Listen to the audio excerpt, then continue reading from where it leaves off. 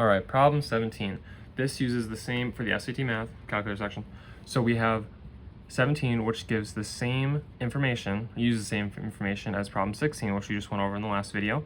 Go check that out if you want to see how we use that.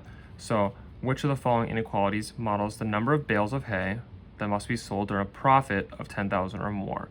Okay, remember, profit, it tells you, look at that, profit equals revenue minus cost. Anytime it gives you a hint at the end, look, this is our hint, you might need to use that, right? Okay, so we're gonna call that P equals R minus C, okay? And we see, we see that our fixed costs and variable costs is another one of the equations, okay? So we might need to use that. Now, it wants us to know how many bales of hay must be sold to earn a profit of 10,000 or more, which means we need to find the revenue and subtract the cost. With me? So we want to find out how many bales of hay must be sold to earn a profit. So we want to find something that models the profit of 10,000 or more, and our profit equals revenue minus cost. Okay? All right. Now, we know our revenue is 4.75x. We have R of x equals 4.75x. We can plug that directly in.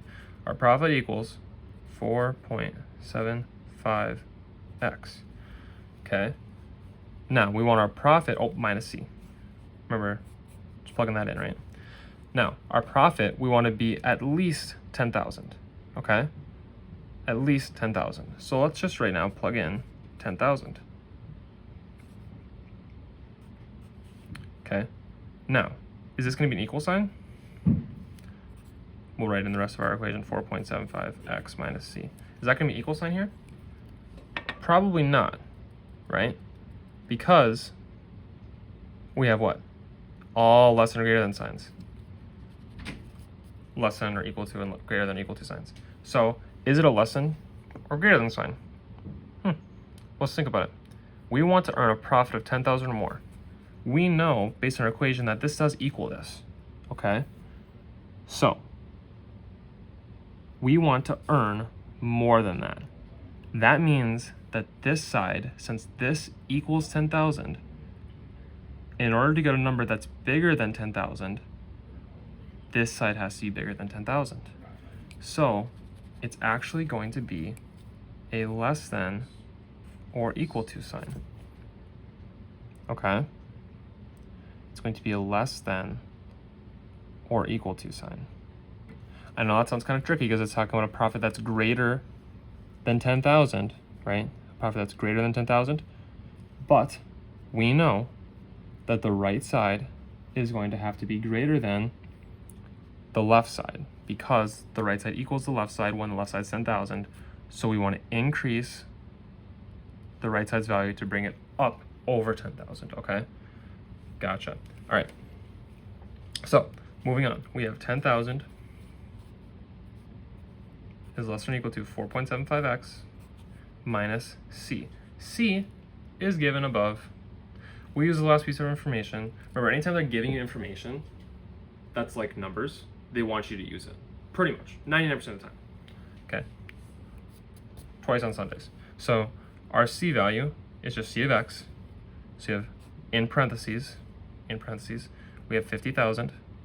It's good practice anytime you're substituting a value, especially like a lot of values for like one value, to put it in parentheses, because then you can keep straight any negatives that are distributed. And in this case, we have a negative distributed, so good practice.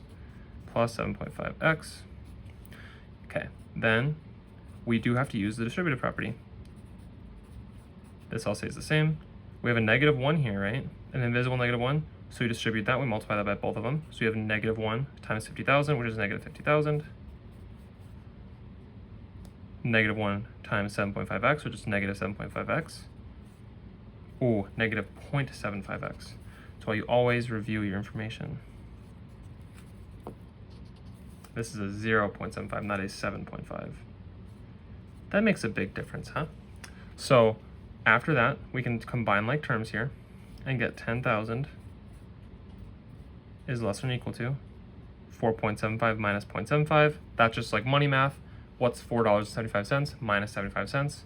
Taking away 3/4 is $4. So 4.0x, which equals 4x. So I'm just going to erase it.